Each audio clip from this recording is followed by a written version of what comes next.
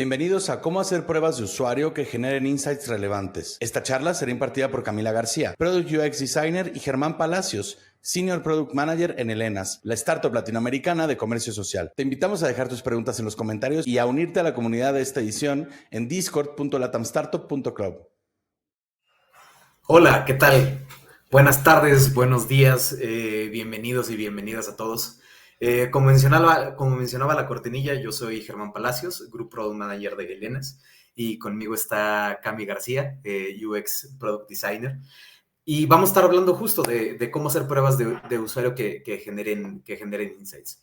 Y lo primero es que queremos abrir boca con esta historia del chef Grant Achatz, que en 2005 fundó el restaurante Alinea, con un éxito casi instantáneo, y que al paso del tiempo fue diagnosticado con cáncer de lengua.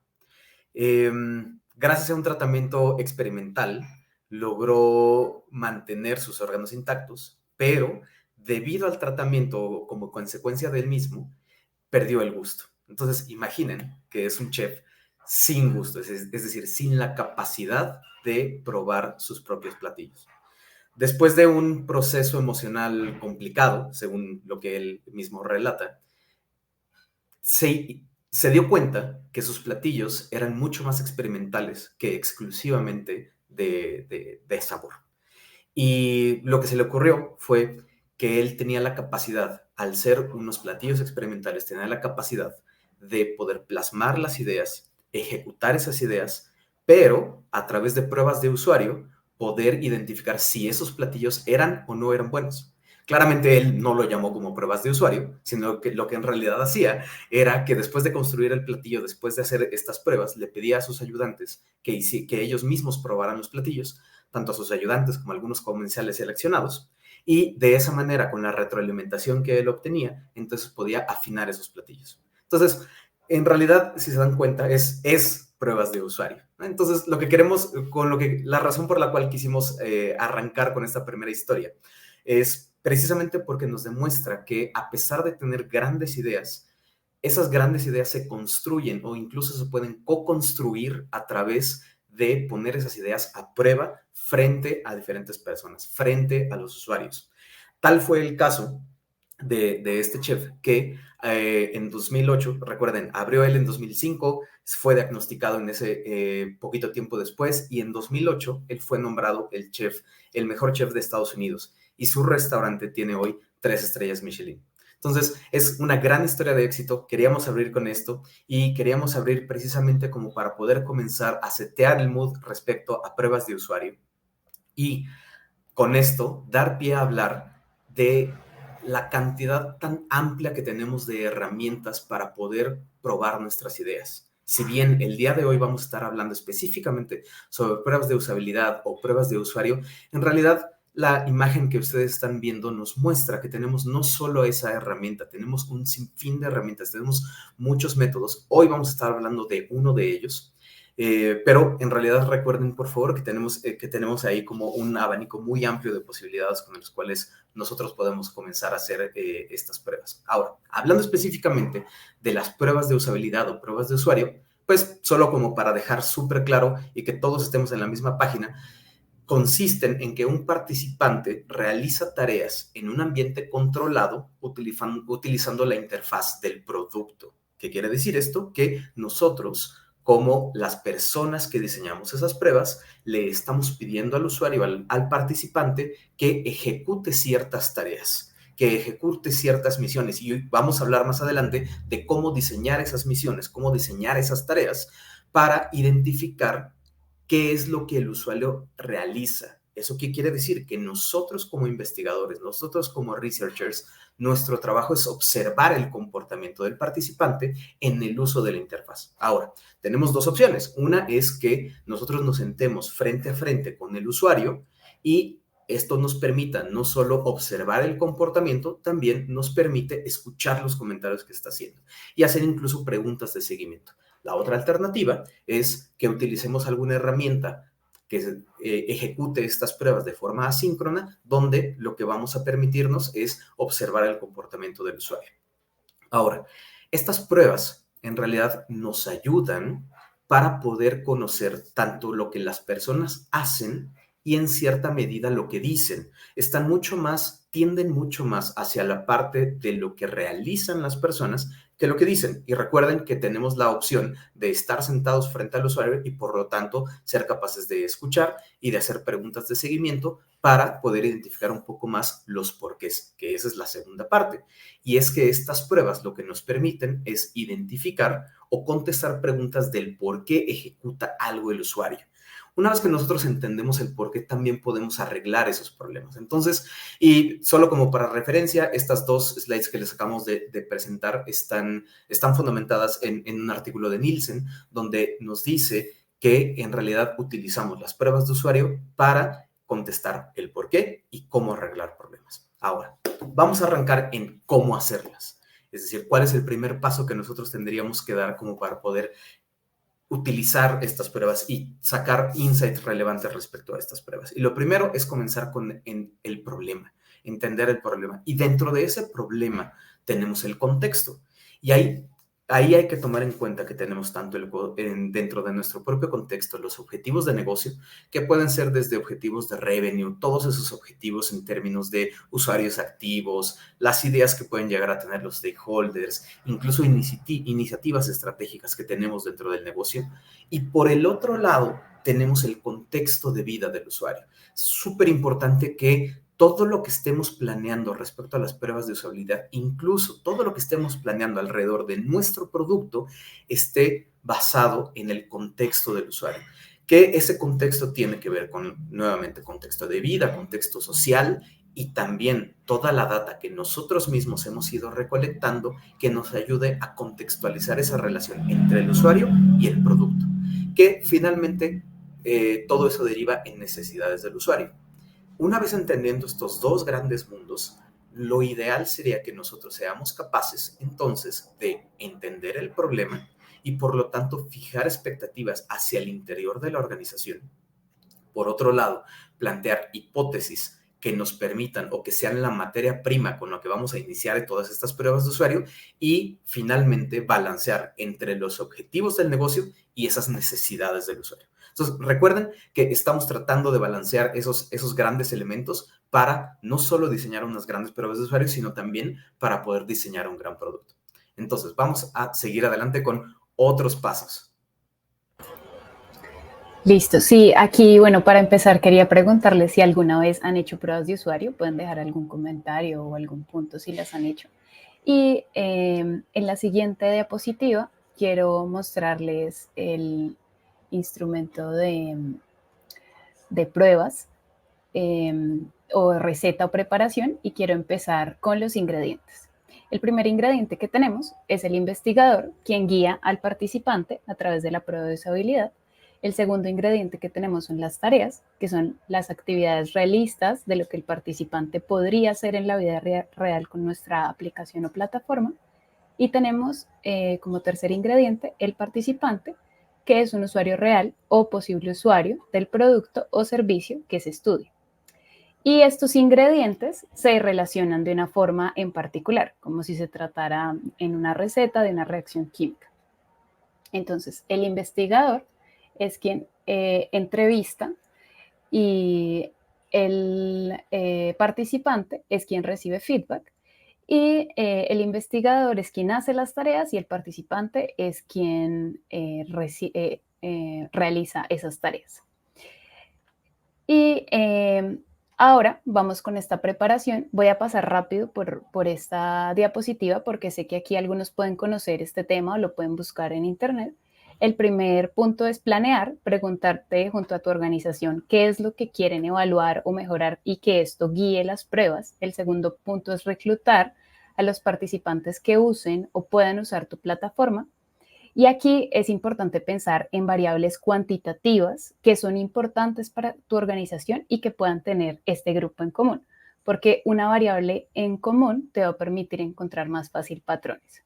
Luego el tercer punto es preparar el material, crear los escenarios como actividades o tareas reales, crear el prototipo que vas a mostrar y crear una guía de preguntas para introducir y cerrar la conversación. Luego está setear el ambiente como cuarto punto, donde preguntándote dónde vas a hacer la prueba, quién va a hacer la prueba, quién va a tomar notas, en qué orden se va a hacer. Como quinto punto está conducir la prueba de usuario. Aquí el consejo es hablar poco, escuchar y sobre todo observar. Como sexto punto está analizar, que es recolectar, agrupar y comparar esta data. Y como séptimo punto está reportar, que es presentar la información a interesados o posibles interesados. Y en la siguiente diapositiva les quiero presentar,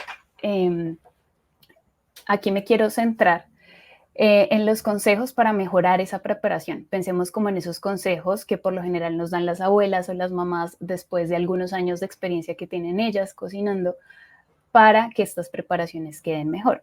Y estos son los consejos que queremos darles. El primero es resolver una pregunta y tener un objetivo general a la vez.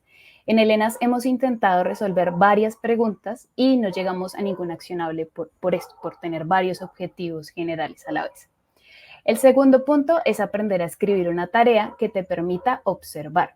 Aquí para darles un ejemplo, lo que no debes hacer, que está en el cuadrito a mano izquierda, es hacer preguntas leading o hacer tareas como que lleven al usuario casi que a la acción. Le estoy diciendo qué hacer o qué espero de él. Por ejemplo, busca una ciudad y mira si el ENAS tiene cobertura. Y al lado derecho es qué hacer, donde sí le damos al usuario una situación real y una pregunta abierta para observar y escuchar. Entonces, imagina que un cliente te pregunta si tienes cobertura en Medellín. Medellín es una ciudad de Colombia. ¿Qué harías? ¿Dónde tiene cobertura el ENAS? Entonces es un poquito más amplio. Y como tercer punto es triangular la información para darle mayor relevancia a tu investigación. Primero, midiendo la usabilidad. Entonces, por ejemplo, los usuarios cumplieron o no cumplieron con la tarea. Se demoraron 20 segundos, se demoraron 30 segundos en hacerla. Y contrastarla con métricas de negocio que sean importantes para negocio. Por ejemplo, en una sección determinada entran el 38% de nuestros usuarios diarios, que es un montón de personas. Pero en esta sección solo el 4.8 le dan clic. Eso quiere decir que ahí hay un problema y aquí podemos comenzar a triangular esta información y a conversar acerca de ello. Ahora, en la siguiente diapositiva pasamos ya a cómo organizar y presentar el plato y la información que hemos recolectado. Esta es la parte de síntesis y reporte. La síntesis es cómo organizar el plato.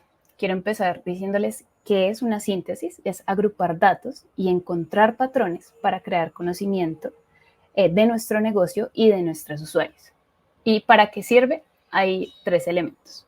El primero es para eliminar sesgos. Por ejemplo, puedo argumentar un cambio ya planeado en el diseño de la aplicación de ENAS, yendo como al primer cuadro que dice data, y tomar uno de los círculos, es decir, uno de los datos y decir, voy a tomar una decisión porque uno de los datos me dijo esto. A eso se le llama sesgo de confirmación. Sustraigo de la data lo que me permite argumentar la idea preconcebida que ya tenía. El segundo punto es ahorrar tiempo. Un ejemplo, en el ENAS podemos haber recolectado los mismos datos una y otra vez y otra vez. En el primer cuadrito de data lo podemos ver. Pero si no hacemos el proceso de síntesis, es decir, de categorizar la información como se ve en el segundo cuadro, de conectar y crear conocimiento como se ve en el tercer cuadro, de encontrar puntos relevantes como se ve en el cuarto cuadro y de ver sus relaciones en el contexto con diferentes áreas como se ve en el quinto, puedo llevar varias veces o llegar varias veces a la misma investigación o llegar varias veces a la misma información. Pero no accionaría porque no he encontrado patrones o argumentos que me lleven a hacerlo. Y el tercer punto es que nos permite entender el problema y dar un salto hacia la solución que responde hacia ese problema. Sin argumentos o hipótesis a validar, dar ese salto nos cuesta dinero o tiempo. Y ahora, pasando a la siguiente diapositiva, quiero comentarles cómo hacer una síntesis. Uber tiene una librería de insights y utiliza este framework o taxonomía, le llaman ellos, que me parece muy práctico y que hemos comenzado a usar en el ENAS. Y aquí por contarles un poco y darles un ejemplo, la taxonomía consiste en primero, quiénes son esos usuarios. Entonces, por ejemplo, las usuarias de Lenas. Segundo, dónde, en qué país o región. Entonces, en especial, quienes han asistido a algún evento presencial en Colombia, que es como el grosso del insight, y es, cuál es el comportamiento que estamos viendo. Entonces usan la sección de catálogos para descubrir y organizar productos. ¿Por qué? Por lo general es una hipótesis contextual con algunos datos. Entonces en este caso necesitan hacer un seguimiento de los productos y categorías que les interesan, ofrecen y venden. Algunos hechos, un hecho relacionado con la prueba de usabilidad, otro con métricas, y aquí podemos empezar a datar todos los hechos y como las observaciones que hacemos acerca de ese insight o que nos llevan a ese insight. Y por último, se pone la oportunidad. ¿Qué es lo que podemos hacer con esta información? Presentar catálogos como un espacio para organizarse y explicarlo a usuarios nuevos, brindándoles primeros productos para vender. Y bueno, ahora le doy la palabra a Ger para que les cuente un poco cómo compartir esta síntesis. Lo interesante de esta parte de preparar y presentar el plato es que nosotros ya pasamos todo este proceso que Cami nos contaba, de la preparación, de estar planeando todo el material, estar desarrollando todo el material, generar el ambiente, hacer toda la ejecución de las pruebas, el análisis, esta última parte de síntesis. Y lo relevante de compartir es que nosotros necesitamos ser capaces de encantar a las personas con las cuales estamos trabajando. Recuerden que tenemos en este contexto a la organización que tiene unas ciertas expectativas, esos objetivos de negocio, esas expectativas que nosotros generamos al principio o antes incluso de arrancar las pruebas. Y hay siempre esta pregunta de, bueno, ya hicimos las pruebas, ahora ¿qué es lo que sigue? ¿Qué es lo que, qué es lo que vamos a hacer con esa información? Entonces, para poder compartir y que seamos muy eficientes en compartir, necesitamos entender al usuario al que le vamos a compartir nuestros hallazgos, cómo lo vamos a cautivar. Y aquí pusimos un ejemplo, porque dentro de Elenas utilizamos memes. La realidad es que es la mejor forma de llamar la atención, por lo menos dentro de nuestro grupo de trabajo. Este es un meme de nuestro CPO, de Andrés Palacio, que nos ayuda a demostrar que esa letra pequeña no funciona y esos títulos en negrita y paso a paso nos ayudan a cautivar al usuario. Entonces, recuerden, elegir la forma de comunicar y de encantar a la audiencia. En nuestro caso, como les acabo de mencionar, son memes, pero también puede ser a través de visual thinking, a través de un video, a través de una reunión. Depende mucho de la propia cultura de la organización, cómo es que logramos encantar y cómo es que logramos cautivar a nuestra audiencia. Conectar con los objetivos de negocio y esas necesidades del usuario con las que comenzamos. Es muy importante que logremos cerrar muy bien ese círculo. Si nosotros comenzamos con ciertos objetivos, balanceamos las necesidades del usuario con los objetivos de negocio, retomemos esos elementos, ayudemos a cerrar ese círculo de tal manera que podamos conectar con lo que originalmente planteábamos, con lo que nos arrojó la investigación. Necesitamos también identificar dependencias, qué es viable y qué no necesariamente lo es. Esta viabilidad nos la puede dar desde el propio contexto de la organización, el propio contexto donde nosotros estamos parados como organización, es decir, las diferentes dependencias que podemos llegar a tener de terceros, como también la parte técnica, ¿no? Es también importante identificar que de pronto nuestro roadmap puede estar súper lleno, no tenemos en realidad demasiado espacio como para hacer cambios, o que la propia limitante tecnológica no nos lo va a permitir. Y por último, ¿cuáles son esos actores claves que nos ayuden a accionar esos hallazgos? Y acá es donde en realidad hablamos de la organización ya no solo a nivel cultural, no solo a nivel objetivos de negocio, sino también a nivel de esas personas que forman parte de la organización y que a través de la conversación, a través de presentar estos hallazgos, en realidad lo que nos permiten es poder accionar esos hallazgos. Entonces, son los diferentes elementos que tenemos como para poder compartir esta información. Y finalmente, Cami nos va a contar un poquito ahí más de la parte de la data. Sí, para cerrar y para recapitular y para que esta preparación nos quede muy buena, El primer punto es entender el problema, negocio, usuarios, contexto. El segundo punto es hacer las preguntas correctas, una guía de testeo que busque responder a esa pregunta, que permita observar y que puedas relacionar con métricas que le interesen a negocio. Luego está el tema de sintetizar, agrupar y analizar y finalmente presentar la información. Y como postre, para hacer y reportar una prueba de usabilidad es necesario ser data aware y no data driven. Esto quiere decir, para explicarles esta frase final, quiero contarles de estos mindsets que existen para analizar la data y para qué nos sirve cada uno. Entonces tenemos data driven, que es busca un producto en específico, un dato en específico para informar una decisión. Es decir, sigues una receta y los datos son esa receta que tienes. Está data informed, que es evaluar un rendimiento de una nueva táctica y funciona muy bien para las startups y para probar. Y básicamente es como adaptar la receta según lo que digan tus comensales, por ejemplo, si es alérgico, no sé, a nueces o algo así. Pero cuando estás haciendo pruebas de usuario, de usabilidad, es porque el problema está por entenderse, hay preguntas abiertas y se quiere indagar en las razones, en el porqué o en el contexto de esos usuarios. Y ahí hay que ser data aware.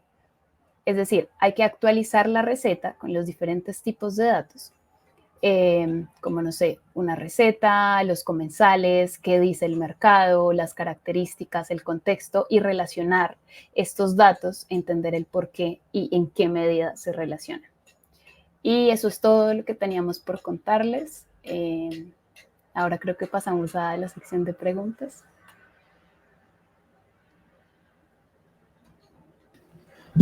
Muy bien, hola, ¿qué tal? ¿Cómo están? Muchísimas gracias por esta charla.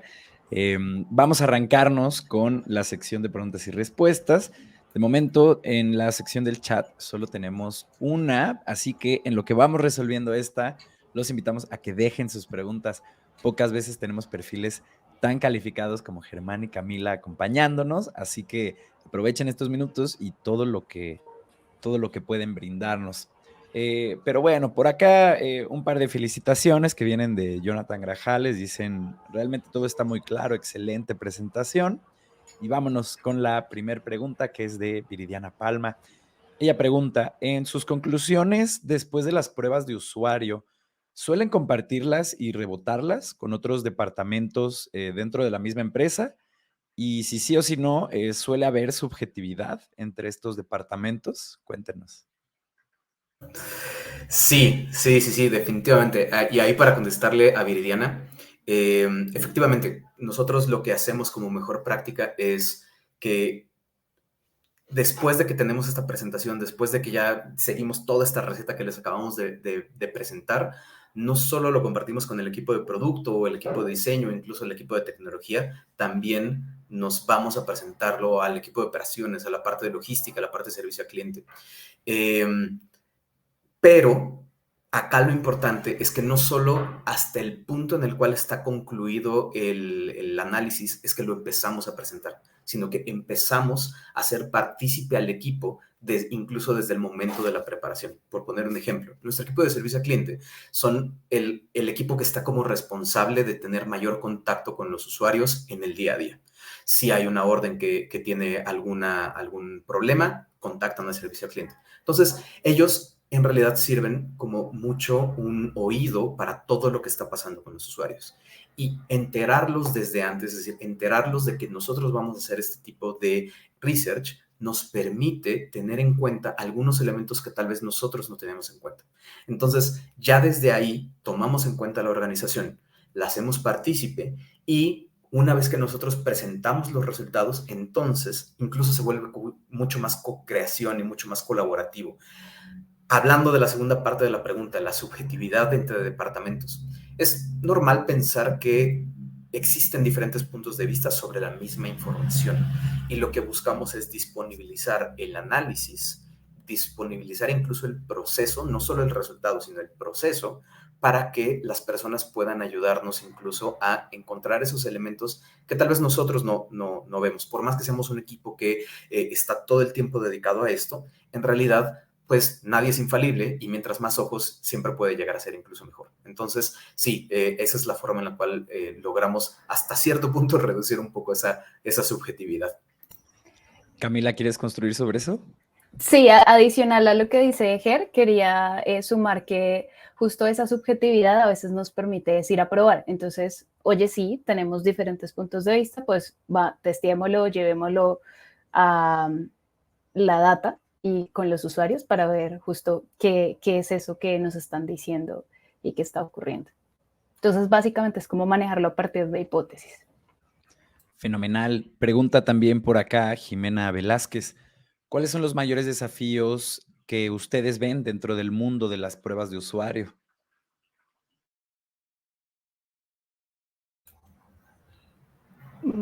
Dale, Ger, si quieres iniciar. Sí.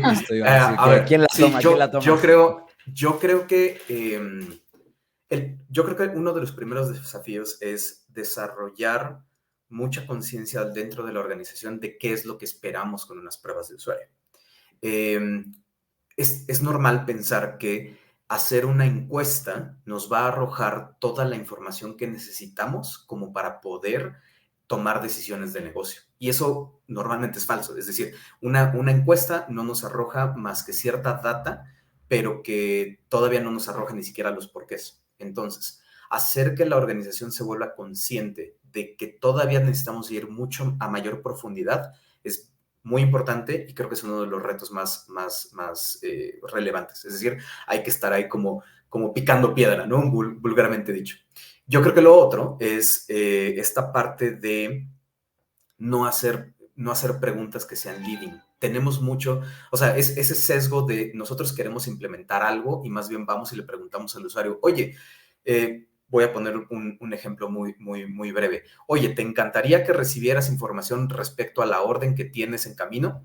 Muy probablemente la respuesta sea sí, porque pues el usuario normalmente te va a contestar que sí a mayor información, pero o sea, es demasiado leading esa pregunta, es decir, guía mucho hacia la respuesta y tener la capacidad de hacer esas preguntas que no necesariamente guían a la respuesta me parece otro gran reto ahí. No sé, Cami, ¿tú qué piensas?